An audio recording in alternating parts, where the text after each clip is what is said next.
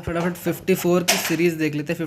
54 की सीरीज़ क्या कहती है कि आपने अगर घर बेचा है, आपने अगर घर या ज़मीन एग्रीकल्चर लैंड या फिर घर बेचा है और लॉन्ग टर्म कैपिटल गेन हुए हैं 112 टैक्सेबल एट द रेट 20% होता है ना। अगर आपने घर बेचा है लॉन्ग टर्म कैपिटल गेन हुए हैं, ठीक है, और अगर नया घर खरीद लिया है विद कंडीशंस, अगर नया घर खरीद लिया विद कंडीशन तो टैक्सेबल नहीं होगा, ठीक है। अगर नया घर खरीदा है, नए घर में पैसे लगा दिए तो उसमें आपको एग्जम्पशन मिल जाएगी, टैक्सेबल नहीं होगा। ये बातें हमने की 54 सीरीज़ में है। 54 क्या कहता है कि अगर इंडिविजुअली एचयूएफ ने रेजिडेंशियल हाउस बेचा है, ये 54 है, 54 की सीरीज़ है, उसमें से सेक्शन 54 की बात कर रहे हैं हम, उसके आगे और भी हैं। ये क्या कहता है कि अगर आपने इंडिविजुअल एचयूएफ ने रेजिडेंशियल हाउस बेचा है, ट्रांसफ़र किया है और कैपिटल गेंस हुए हैं less than equal to 2 crore के, तो 2 घर खरीद सकता है। जो भी कैपिटल गेन हुए हैं ना 2 करोड़ से कम के, उससे 2 घर खरीद सकता है, ठीक है। मान लो 70 लाख के बेनिफिट हुए हैं, कैपिटल गेन हुए हैं तो 35 लाख के 2 घर खरीद सकता है। अगर कैपिटल गेन 2 करोड़ से ऊपर हुए हैं तो एक ही नया घर खरीद सकता है। 3 करोड़ का गेन हुआ है तो 3 करोड़ से एक ही नया घर खरीद सकता है उस कैपिटल गेन से। इंडिया में, ये इंडिया में ध्यान रखना है, इंडिया में ही खरीद सकता है, नहीं कि बाहर खरीदने लग जाए, वो इंडिया में ही खरीद सकता है रेजिडेंशियल हाउस। तो कैपिटल गेन या फिर जो अमाउंट इन्वेस्ट किया उसमें से lower of them will be exempted. तो कितना एग्जम्पशन मिलेगा उसको, कितना एग्जम्पशन मिलेगा, जितना अमाउंट उसने इन्वेस्ट किया है या फिर जितना कैपिटल गेन हुआ है उसमें से जो भी लोअर होगा ना उसको ही हम एग्जम्प्ट करेंगे। ये नहीं कि आप जितना मर्जी लगाते जाओ कि 2 करोड़ तो उसको बेनिफिट कैपिटल गेन हुआ है और उसे 5 करोड़ लगा दी तो 5 नहीं भाई 2 करोड़ जो है उतना ही हम एग्जम्प्ट करेंगे, ठीक है। तो जितना कैपिटल गेन होगा या फिर जितना इसने इन्वेस्ट किया है उसमें से जो भी लोअर होगा, हो सकता है उसने 2 करोड़ कैपिटल गेन हुआ, उसने 1 करोड़ इन्वेस्ट किया है नए घर के लिए, तो भैया फिर 1 करोड़ का ही हम एग्जम्पशन देंगे, समझ के बाद। और उसके साथ में क्या है, लेकिन हम कर देंगे ऐसे, लेकिन कंडीशन है कुछ, लेकिन कंडीशन है कि आपने घर ट्रांसफ़र के 1 साल पहले ख़रीदा हो या फिर 2 साल बाद में ख़रीदा हो। 1 साल पहले ख़रीद कर रख लिया हो या तो 2 साल बाद में ख़रीदा हो या फिर 3 साल बाद तक कंस्ट्रक्ट किया हो। कंस्ट्रक्शन टाइम लगता है ना, तो 3 साल बाद तक आपने कंस्ट्रक्ट कर लिया, अगर ये कंडीशन फॉलो करती हैं। और साथ में है एंड एक्वायर करने के 3 साल तक आप बेच नहीं सकते उस मकान को। एक बार एक्वायर कर लिया है, खरीद लिया या बना लिया, तो 3 साल तक आप बेच नहीं सकते उस चीज़ को, अदरवाइज़ पूरा मनी जो फिर से जो एग्जम्प्ट किया है सरकार ने वो पूरा फिर से टैक्सेबल करती है। और हाँ एक बात और, आप CGDS यानी सेंट्रल गवर्नमेंट डिपॉजिट स्कीम में भी पैसा लगा सकते हो। इसका मतलब होता है कि घर बेचने पर जो पैसा CGDS में एक बैंक नॉमिनेट करता है, नेशनलाइज बैंक, उस बैंक में आप पैसा रखोगे तो 3 साल तक टैक्स नहीं लगेगा। लेकिन तब तक आप घर बना लो, 3 साल तक टाइम देती है सरकार के, 3 साल तक बना लो, अगर नहीं तो पूरा पैसा दूसरे बैंक में डाल देगी, इस स्कीम से हटा के नॉर्मल बैंक में डाल देगी 3 साल के बाद, और पूरा की पूरा मनी टैक्सेबल हो जाएगा, ठीक है।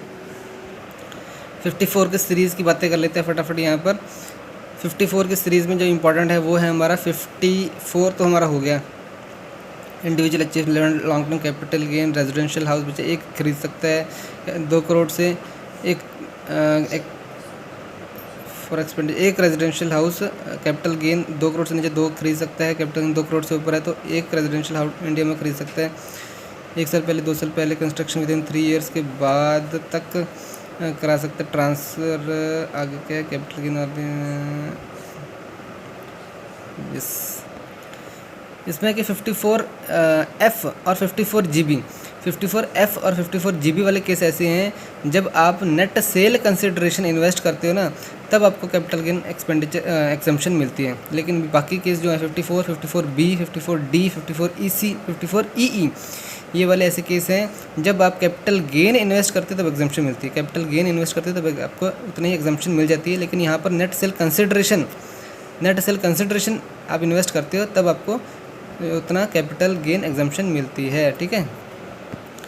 समझे बात को। आपने नेट सेल कितना मान लो 2 करोड़ में बेचा है, लेकिन गेन तो आपको मान लो 50 लाख का ही हुआ है, तो ये कहता है कि आप 2 करोड़ ही इन्वेस्ट करोगे तब आपको 50 लाख मिलेगा। अगर 1 करोड़ इन्वेस्ट करते हो तो आपको प्रोपोर्शनैलिटी एक, फिर 2 करोड़ का 1 करोड़ हो गया तो वहाँ भी 50 लाख का आपको 50 लाख का 25 लाख की आपको एग्जम्पशन होगी, ठीक है। और इसमें क्या बातें हैं, इसमें है 54 EC वाला केस इंपॉर्टेंट है। 54 EC वाला केस क्या है ये भी कहता है कि 54 EC वाला है, any person long term capital gain हो रहे हैं लैंड एंड बिल्डिंग की सेल से हैं तो वो क्या कर सकता है, बाय कर सकता है NHAI रेलवे PFCL के बॉन्ड खरीद सकता है 6 मंथ्स आफ्टर ट्रांसफ़र तक, 6 मंथ्स आफ्टर दी ट्रांसफ़र तक for the acquisition of new asset के लिए टाइम मिलता है उसमें। ठीक है, इसने बॉन्ड खरीदे थे, उसको अब जो भी कैपिटल गेन हुआ है उसकी सेल से, तो उसको 6 मंथ्स आफ्टर द ट्रांसफ़र जो है उसको क्या करना पड़ेगा, नया एसेट खरीदना पड़ेगा।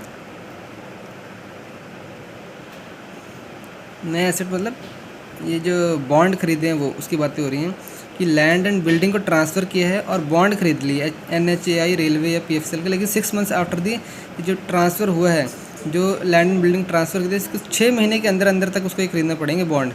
ठीक है, और इसमें एक और बात है कि यहाँ पर आप उसको इन्वेस्ट कर सकते हैं, जो भी अमाउंट आया उसको कैपिटल गेन या फिर न्यू एसेट्स के लिए जो भी लोअर वैल्यू होती है, कितना एग्जम्पशन मिलता है, एग्जम्पशन अमाउंट कितनी होती है, जो कैपिटल गेन या फिर इन्वेस्टेड अमाउंट होती है उसमें से जो लोअर होती है वो, और मैक्सिमम जो होता है ये 50 लाख तक की एग्जम्पशन मिलता है। ये यहाँ ध्यान देने वाली बात है, इसमें जो 50 लाख की लिमिट लगा दी है इस केस में, जो बॉन्ड और NHAI केस में ये 50 लाख याद रख लेना। ठीक है, 54 EE में भी ये दोनों EC और EE याद कर लो। ई वाले जो केस हैं EC और EE उसमें 50 लाख की लिमिट है, इसके ऊपर MCQ बन सकता है कुछ, तो ये ध्यान रख लेना इस चीज़ को। ठीक है, और दूसरी बात है कि CGDA स्कीम में आप नहीं लगा सकते उस चीज़ को, CGDA स्कीम में नहीं लगा सकते, ये 2 बातें ध्यान रख लो। और ये 6 मंथ भी ध्यान रख लो, 6 मंथ भी ध्यान रख लो। ठीक है, इसमें तो वही बातें हैं 1 ईयर 2 ईयर वाली बातें हैं कि 1 साल पहले या 2 साल बाद में या फिर 3 साल बाद आफ्टर में।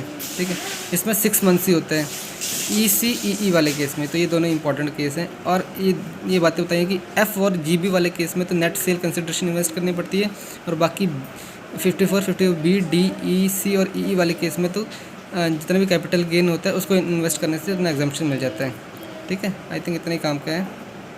47 वाला केस है, सेक्शन 47 वाला कहते हैं कब ट्रांजैक्शन जो है ट्रांसफ़र नहीं मानी जाएगी। 5 केस ऐसे हैं जब ट्रांजैक्शन जो है वो ट्रांसफ़र नहीं मानी जाएगी। 5 केस ऐसे हैं जब ट्रांजैक्शन ट्रांसफ़र नहीं मानी जाएगी। कैसे हैं, HUF का पार्टीशन हो गया, ठीक है, तो घर का पैसा तो घर में ही रहेगा ना भैया, क्या हो गया, पार्टीशन ही हुआ, उसको तो ट्रांसफ़र नहीं मानेंगे और कैपिटल गेन टैक्स नहीं लगेगा। दूसरा, गिफ्ट विल को भी ट्रांसफ़र नहीं मानते, देने वाले का कोई कैपिटल गेन नहीं है, therefore no capital gain tax. ठीक है, अब दे रहा है, गिफ्ट दे रहा है, उसको क्या गेन हो रहा है, कोई गेन नहीं हो रहा है, तो नो कैपिटल गेन टैक्स। ठीक है, तो गिफ्ट या विल को भी ट्रांसफ़र नहीं मानते हैं। ठीक है, उसके बाद अमेलगमेशन हुआ है, अमेलगमेशन हुआ है इंडियन कंपनी का है तो भी उसको ट्रांसफ़र नहीं मानते। Holding company 100% holding company subsidiary company को दे रही है, कुछ भी दे रही है तो वो ट्रांसफ़र नहीं मानते हैं। और सब्सिडरी कंपनी भी होल्डिंग कंपनी कुछ दे रही है तब भी उसको ट्रांसफ़र नहीं मानते हैं। Holding company subsidiary company holding company, amalgamation हुआ है, गिफ्ट विल हुआ है, HUF का पार्टीशन हुआ है। सिंपल से 5 केस हैं जब इसको ट्रांसफ़र नहीं मानते हैं। ठीक है, एक बात थोड़ी यहाँ पर समझने वाली है, इस डायग्राम को देख लो जरा। इस बंदे ने गिफ्ट दिया या अमेलगमेशन हुई, यहाँ से पार्टीशन हुई, या फिर holding company subsidiary company holding company कुछ दिया, तो जो भी केस हैं ये ऊपर हमने पढ़े 5 केस ऐसा हुआ है। इस बंदे ने अगर आगे दूसरे बंदे को दिया, ठीक है, उसका कुछ कॉस्ट प्राइस था और इसने आगे सेल कर दी तीसरे बंदे को, तो इसने आगे इसको बेच दिया, कैपिटल एसेट को बेच दिया, तो कॉस्ट ऑफ एक्विजिशन यानी कॉस्ट ऑफ एक्विजिशन इसका नहीं लेंगे, इसका लेंगे। फिर जो पहले बंदे ने जिसको गिफ्ट दिया था ना उस टाइम पर जो कॉस्ट प्राइस था, तो कॉस्ट ऑफ एक्विजिशन में CP1, ये हमारा CP1 बन जाएगा, यानी जिसने गिफ्ट दिया है उसका कॉस्ट प्राइस ले लेंगे, उसके हिसाब से कैपिटल गेन टैक्सेबल करेंगे।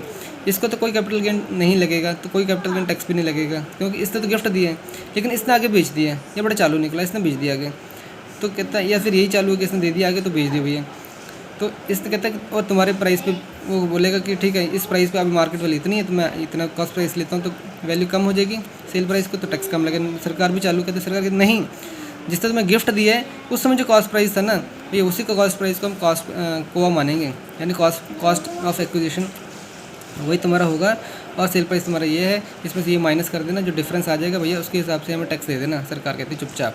ओके, एक छोटा सा पॉइंट याद कर लो 45(2)(a) का यहाँ पे छोटा सा पॉइंट आ गया है कि transfer of securities by depositories, transfer of securities by depositories में FIFO मेथड यूज़ होता है। FIFO याद रख लेना, FIFO FIFO मेथड।